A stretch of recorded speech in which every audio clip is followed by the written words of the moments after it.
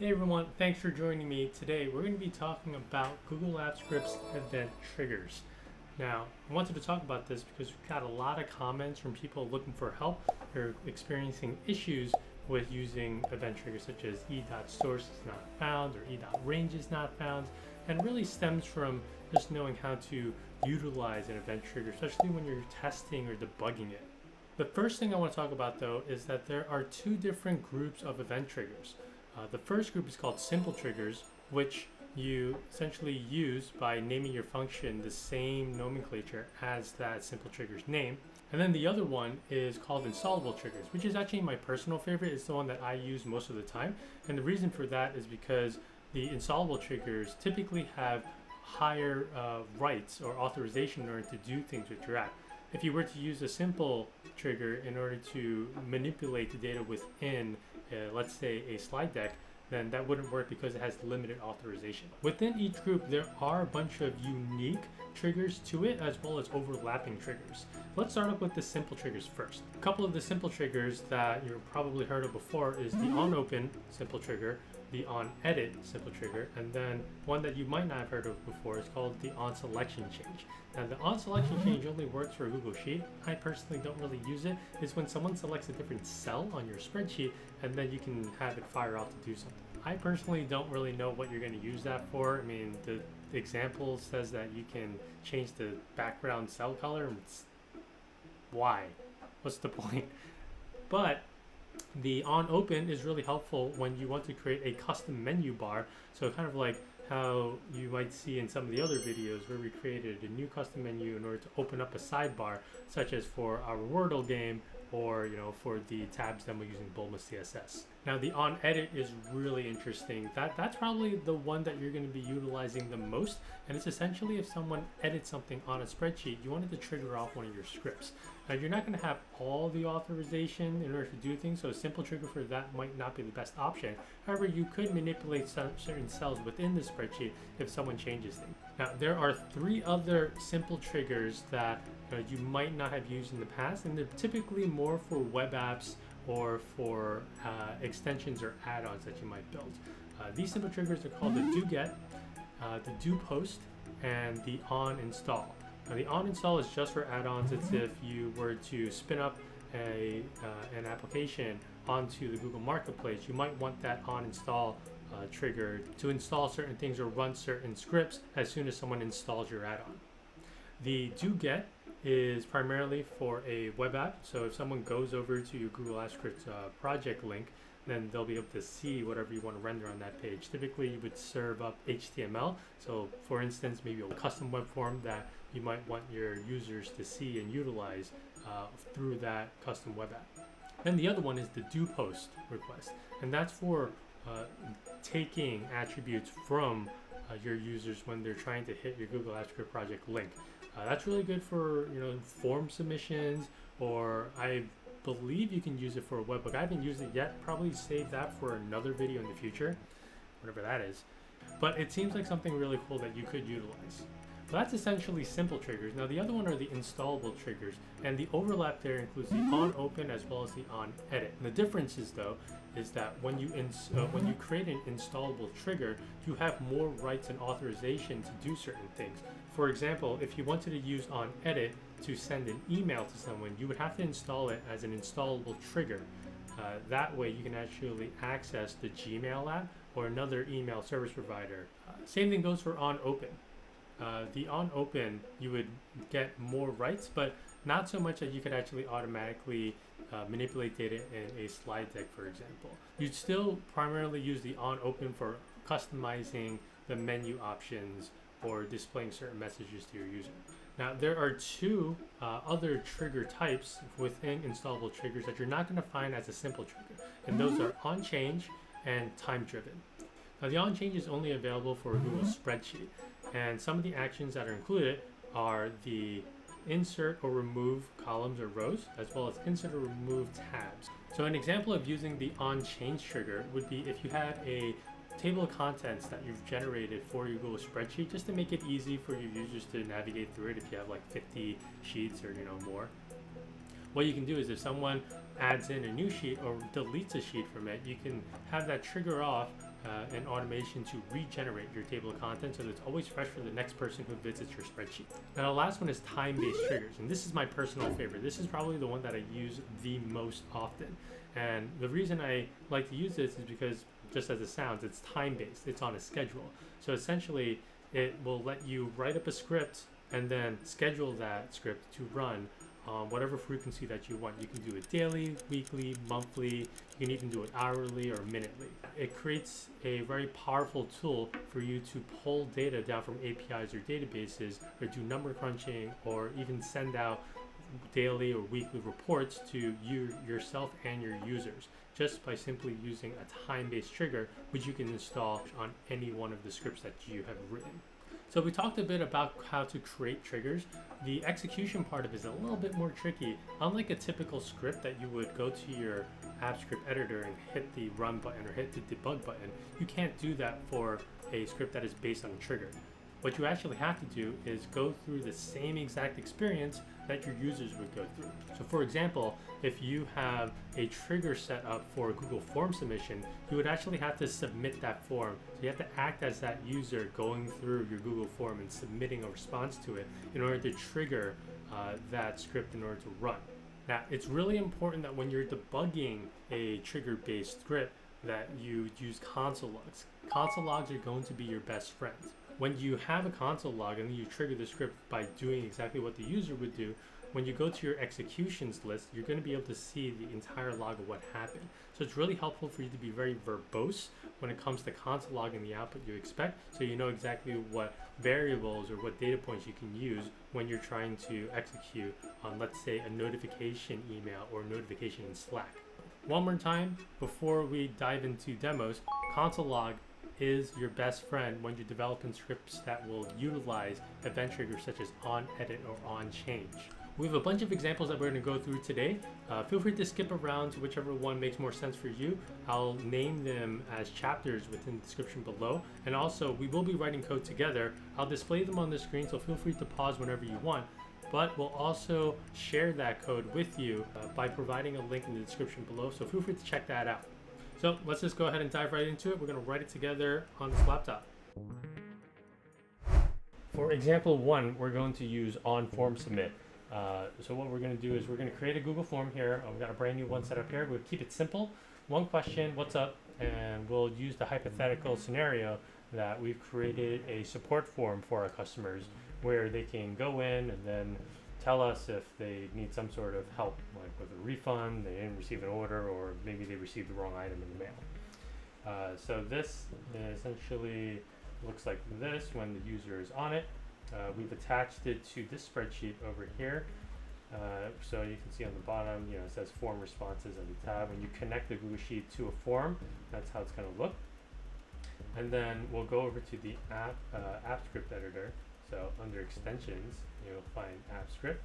Click on that. That's going to open up a new Google app script project. We have one open now, and then we can write all our code here. I'm going to point your attention over to the left menu bar. We've got a couple of different options here: overview, editor, triggers, executions, and project settings. We're going to make heavy use of editor, triggers, and executions in this. And that's because the onFormSubmit, if you go over to the documentation on Google, onFormSubmit is not an option as a simple trigger. So we're going to have to use an installable trigger, and we're going to use on the Google Sheets the form submit trigger, which, as it states over here, is installable. So there's a couple of different objects we get back from that event object, and we're going to focus likely on the values so that we can pull back the data from the user, and then also we'll get a little bit more information from the range or name values. So going back over to our code, let's name this whatever we want. Remember, installable triggers don't need to use the same exact naming as the simple triggers do, so we can make this pretty verbose, which is another reason I like installable triggers over the simple ones. We can say notify team members of new request. And then we'll have to pass through a parameter. All the documentation says E, but you can really name it whatever you want. So for just for this demo, I'll show you guys how to do it with event.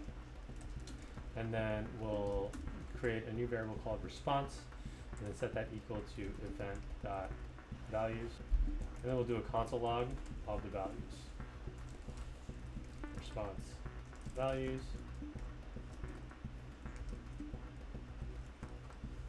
now the response. So remember, the only way to actually test this out isn't by running it through the editor, because if you do that, right, let's say we debug this, we're going to get the error saying that it cannot read property values of none. Right? And that's because the event is not being passed through. You need to trigger it through the actual journey, the same journey that the user is going to do. We have to set up the trigger. We'll go over to the left menu bar, click on triggers, and on the bottom right, the add trigger button. Come from spreadsheet, and then you'll select the event type as onFormSubmit. You hit save. If you need to authenticate, do that. Otherwise, you'll be able to see the trigger shows up on here, and it's from an onFormSubmit. So going back over to our form, let's quickly do a test run of it. Just like the user would, we'd hit the submit button, and then going back over to our apps for your project, left menu bar, go over to executions, and you're going to see that notify new team members of request, event type was trigger, and then we can see here the values that was passed through. So that's the timestamp, and then that's the reason. But we wanted to also include the person's username. You simply just do it through the form. You can do this through settings. Make the responses, collect email addresses. You can send them a copy of the response if you wanted to, or any of that. But let's say we did this. Go back over to our form. I'll hit the refresh button real quick. While that's refreshing, go over to our spreadsheet. You can see email address is now populated on column C. So going back over to the form, here, let's do didn't receive order, so something new so we can see it. Hit submit. Go back over to our executions. This actually might need to refresh. There we go. There we go. And then you can see the timestamp, didn't receive order, and then the email address. So going over to our spreadsheet, we can also see that it is populated into the fourth row. We don't need these two other rows, so let's go ahead and delete that. But now that we have the email address of the user and then the reason that they're submitting the form, we can go ahead and hook it up to the rest of our code, which is going to be the Slack API. So for the Slack API, actually have that code pre-written, and so let me go ahead and copy that in, and the next thing we'll want to do is create a function that's going to post a message. I'm going to say request Slack, actually copy this section here, so we'll replace the endpoint part here with chat.postMessage. The params is going to be a payload, and we'll create that in a bit. And then the method is going to be a post method. So about the payload, we'll do let payload equals an object. It's going to be the text, and then the channel ID. Okay, so within Slack, I got this Google Apps Script channel, and to get the ID, just go ahead over to your settings, and then you'll see channel ID in the bottom. So we're going to copy that, and we're going to say conversation ID equals to that. And then what we'll do for the text is actually set it over to one of the values. So we can actually say, we'll just spit out the whole response for now, and then we'll take a look at the response that we're getting from the user itself.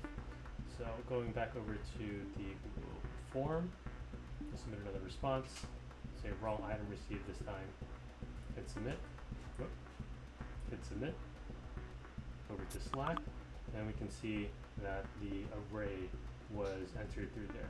We can actually format this, make it a little prettier, and just say, hey, for the response, actually what we want to do is, let's say we'll do let message. Let's say the message is actually going to say new support request received from response 2. And then we'll do a hyphen. Actually, we can do a new line, I think. I think new lines work like this. New line, issue, and then we'll do response 1. So we say text is the response, and then we test this again. Remember, you always have to test it through the same interaction that the user is going to do. So So hit refunds, hit submit. That's going to be recorded. And we go up to Slack, and now we can see a newly formatted request that says new support request received from this person, and the issue was refunds. And that's essentially how you use form submits for your Google Sheet as a trigger. Alright, so we're going to use an onEdit trigger this time around, and so I've set up a new column for status, and we're going to provide two values here, open and resolved. Essentially what we'll do is whenever someone sets this to resolved, we're going to send an email to the requester and then provide them with a message that says, hey, we resolved your request. Going over to our code, it's pretty simple. It's actually important to note that even though the onEdit trigger is available as a simple trigger, it's not going to work for an email. So we need to use an installable one. So we'll go ahead and name this and notify user of resolution. And then we'll do a similar thing. This time we'll use E, just to be a little faster here. And we're going to say const source equals E.source. And before we move on, just want to quickly go over to the documentation. So onEdit is available as simple and installable. You get the source, you get the range, and you also get the user. We're going to go ahead and use range and source. Going in here, we're also going to get the range, so range equals E.range. And then we're going to get the row because we want to get the row where the data is at. It goes range.getRow. And then we're also going to grab the column to make sure that we're only triggering the event when the column is set to column D. So if someone changes the column E or the email address or something, it's not going to trigger this off. We're going to do an if statement here where col equals 4. So remember, a lot of this uses a numerical value. So column A is 1, column B is 2, and the column D is 4. So if it's 4, and then we want to get the status of that, right? So for that, we're going to say let status equal to E.value. And if that equals to resolved, then we'll fire off this if statement. Then we'll keep it simple. We're going to do a console log here. Remember, console log is absolutely your friend in these cases. So in order to test this, you can't just run it, right? Though we might need to run a test later. But to test this out, we need to go actually into the spreadsheet and then make a change here. But the thing is, that's not going to work because we need to use an installable trigger. So we have to go over to our triggers section, click add new trigger, and then we're going to select the function that we want, which is notify user of resolution. And then from spreadsheet, and the event type is onEdit. We'll hit the save button. Now we have the trigger. If we go back over to our spreadsheet and then make the change, go into our project, we'll go to executions. This is filtered by the last 5 minutes. We'll see here, notify user resolution was type trigger, and it's telling us that the status was resolved and the row was number 5. Which is perfect, just what we wanted. Now we can start curating our message. So we need to get the email address of the user. So we'll actually go ahead and take the source. So we're going to say sheet equals source dot get sheet by name, and then we're going to get the email by referencing that sheet. So we're going to say sheet get range. So it's going to be the row that we applied earlier. This starts from column 3, so column C is where we have the email address, and then we're only pulling one value, one row and one column from there. I'm going to say get values. And then we also, we already have the status, so we can keep that. We're going to curate a email body message. We can say something really simple. Hi, email. We're going to say hi to them. Your request has been updated to, and then we'll say the status. Right. And to send an email, there's a Gmail app that Google Apps provides to us, so it makes it really easy. I'm going to say send email. It's going to ask for the recipient, then it's going to ask for the subject. Your request Sure, we'll just say your request, and then we're going to add the body as the body of the email. So we'll save this. We'll go back over to our sheet, and then let's do row 4. So this is for, oh, I actually want the issue type too. Let's go in here. Your issue, so we're actually going to grab the issue as well. So we'll say let issue, and issue is in the second position. Your issue with, and we'll add more quotation marks. Save that, and let's go ahead and hit the result. So this is going to trigger off the event, go over to our executions. See, this is running right now, and then once it's done, we'll be able to see it in our email. So we can see email was sent over to email address with the message that we wrote in the code. And that's pretty much it for the onEdit trigger. The next one that we're going to do is onChange. Alright, so in this example, we're going to use onChange as the triggered event, and we're going to update a table of contents for our spreadsheet. We're just going to go ahead and write a new function called generate TOC. And then in there, it's pretty simple. We're just going to get our spreadsheet and all that, and then get all the sheet names and list it out. So I actually have some code that was pre-written a while ago, so I'm going to copy that in. Essentially what this is doing is getting the active spreadsheet that this code is running on, and then it's iterating through all the sheets. So it's going to do get sheets, and then it's going to iterate through it in a for loop. You can actually make this a little bit different. Let's say instead of the I equals blah blah blah, we're going to say let item in sheets, and then we're going to say the sheets item dot get name. I'm going to push that through forma. It's going to push in and console log the sheet names, and then the table of contents sheet is a sheet by the name of table of contents. It's going to clear the data range, and then it's going to find the first place and then set the values of sheet names. Now, this is not the code that we're going to use in order to trigger the event. That code is actually called the trigger TOC, and I also wrote that code a while ago, so I'm going to copy that in and then make a few updates to it. So we're going to say let change type equals e.changeType, and I want to pause here real quick just to explain what this means. It's an installable trigger, and the change type, essentially what happened in that change. You got all these different types, you know, edit, insert row, insert column, remove column, insert grid, remove grid, format, and other. The insert grid and remove grid are essentially the tabs, or those little sheets on the bottom. So these guys down here. So that's what we want our change type to actually reference. So it's either insert grid or remove grid. Only if that happens do we run the generate TOC code. So over here, let's actually go ahead and generate it for the first time. I is not defined because I didn't update all of my code. So sheets I over here, item, or again. All right, so go back to our spreadsheet.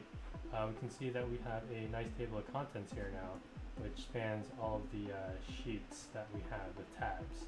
We actually don't care for the table of contents one, so what we can do instead is if item equals 0, then we're going to say continue. That way it skips the first position. So if we run this again, look over here, we'll see that the first one is removed, and we only have it starting from form responses up until sheet 6. So now we want the trigger. So going up to our trigger section, we're going to create a new trigger. We're going to say trigger TOC. It would be from spreadsheet onChange. All right. And so we save that, and now it's going to use that logic that we wrote in earlier, which is essentially once this fires off, check the change type. Did someone insert a new tab, or did they remove a new tab? If they did, generate the TOC. Otherwise, don't do anything. All right, so we're going to go over here. We're going to create a new sheet. So that's going to be sheet 8. Go back to the table of contents. It's going to update itself so that the sheet 8 is on the list. Now, if we delete the sheet, it's going to update the table of contents automatically again, so that it's constantly updating, and that's based off of the event trigger for change, looking for specifically new sheets being added or new or sheets being removed.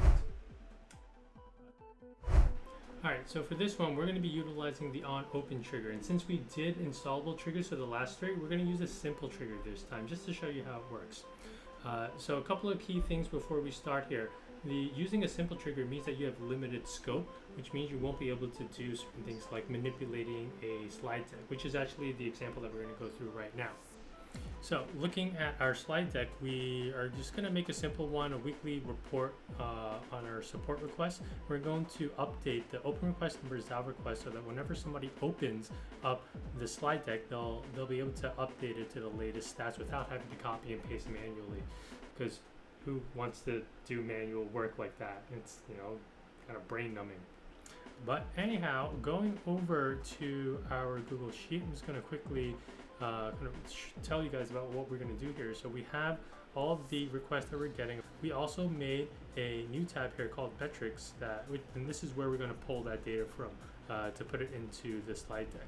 We're going to go to tools up in the menu bar, and then we're going to go to script editor. So this is a little bit different from a Google Sheet where you're going to be clicking on extensions first. So once you click on that, you're going to open up the project, and then we're going to create a new function. So we're going to rename this one simple triggers. Remember, the way you activate a simple trigger is by naming the function that same exact trigger name. So in our case, it's going to be onOpen. You can pass through the parameter if you want, but we're not really going to use this since we're creating a custom menu option as opposed to actually using anything. So you don't have to include it if you don't want to. And within here, we're going to do something called slides app.getUI. This is similar to how you would create a custom menu in a Google Doc or Google Sheet or a Google Form. Once we have that, we can actually see it's already populating here for us. We're going to say create menu, and we need to give it a name. I'm not really great with naming, so I'm just going to say custom data. And then we're going to do add item, and that item is going to be named refresh. And we're going to have that trigger a function we're going to write in just a bit here called update stats. We're going to end this by saying add to UI. So now we're going to have to write our update stats function, which I actually already wrote. So I'm going to go ahead and copy and paste that into our code here. And just to review what is happening, it's getting the active presentation or the active slide deck, and it's going to get all the slides. It's going to go through those slides, get the tables for it if there are any tables, and then we're going to reference the first table that we get. From there, we're going to call a getMetrics function, which I'm going to copy and paste. And that's just essentially going over to our spreadsheet, our event triggers spreadsheet, going to the metrics sheet, and then pulling these two data points here. So that's going to count them up and then return them as a JSON. And then within that, we're going to update the table by getting the cell and then replacing it with the metrics that we've gotten. Let's save that, and we're going to go over to our slide deck. We're going to hit the refresh button so that we can see the custom menu option. And once everything loads up, we'll see here in the top menu bar, we have a custom data option and a refresh. So when we click on this, it's going to go through, grab the data, and populate it into our table. So if we go over to our spreadsheet and then say, you know, we resolved another 2 of these, we should expect to see 4 resolved and 3 open now. So going over to our slide deck, let's go ahead and run that refresh job again. You can see that it updates it in real time. So that's essentially the onUpdate simple trigger method. We mostly use it for custom menu options since there is a lot of limited scope. You can't really have onOpen work to update the spreadsheet immediately. You're going to get an authorization error for that. So just remember, onOpen, keep it simple. If you're doing anything more complex, make that into a custom menu option that somebody can trigger by manually selecting it. Alright, so in this next demo, we're going to use time-based triggers. And this is my personal favorite. I think I mentioned that earlier. I really do like using this. And that's because I write a lot of scripts to automate a lot of workflows, pulling data in or manipulating data or sending messages out. And time-based triggers helps with doing that because it's essentially like a scheduled job. You can just set it to run every day, every week, every month, every minute, whatever you want, and then it'll just run your script for you so you don't have to worry about it. And if there are any errors, you'll get a message saying, you know, it errored out, and you can go and debug it. But so for this example, we're going to be pulling in exchange rate data against the USD, we're going to be using exchange rate.host, which I've used in a previous video. And if you want to check it out, I'm going to leave a link to that video in the description below, which will show you how to build an automation to pull in the latest and greatest exchange rates against the USD from start to finish. But in here, there is an API endpoint that you can pull called latest, and then you can pass through a parameter for USD.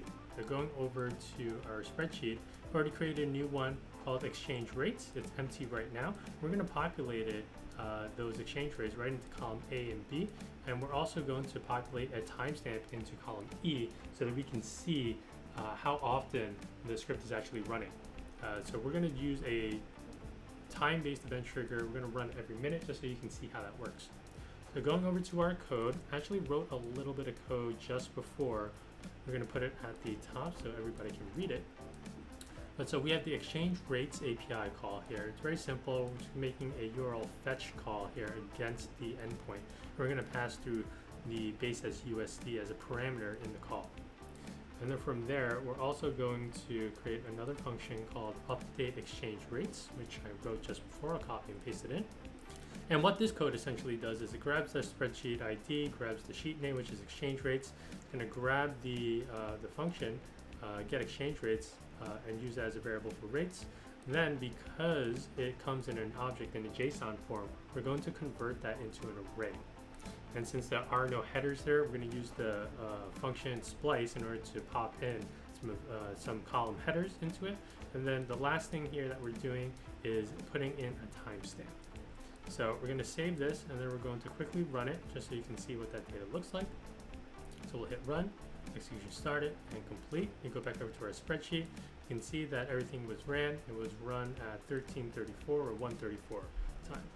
And so what now we're going to do is we're going to go back to our project and just create a trigger. So over here in the left menu bar, there is a triggers option. Once we're on the page, we're going to go to the bottom right, click on the add trigger button. We're going to select the function which we want, which is update exchange rates.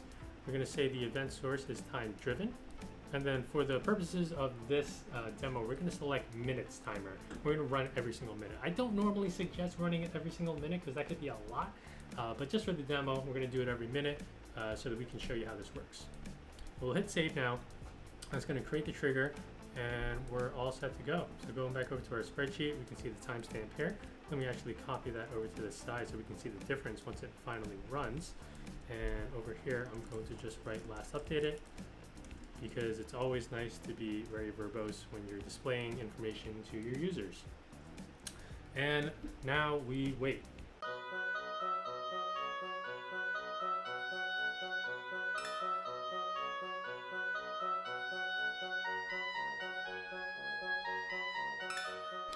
All right, so that's it for all the demos. I think we made like 5 demos, so there's a lot. There's a couple of more. It's like the do get, the do post, and the on install simple triggers. We're not going to go over that today because those are pretty complex, and I feel like it needs its own video. Not to mention this video is about double the length of what I usually make, so a lot of work. So we're going to save that for another video. First, if you do have questions about things, please leave a comment in the section below. Happy to help, happy to answer any questions you guys might have. But of course, I'll leave you with a couple of tips when it comes to creating scripts that are event-based. Number one, you can only test it by doing the same thing that the user is doing. So if that's editing a spreadsheet, opening a doc, or doing a form submit on a survey, you need to go through it in order to have that execute correctly. The other thing is to make sure that since it is based on execution logs when you're debugging, console log is going to be your best friend. Can't say that enough. Console log is going to be your best friend. So make sure that you're really verbose in your console logs, especially when you're creating these event-based scripts. Of course, if you did like the video, make sure to hit the like button and also the subscribe button to get notified of our next video. And check out the description for all the code. We're going to make it absolutely free, available to anybody who needs it. So just check out the description for those links, along with any of the other videos that I've referenced earlier in the video. But I'm a guy called Joe. This is Bootstrapping Tools. It's been a pleasure, and we're out.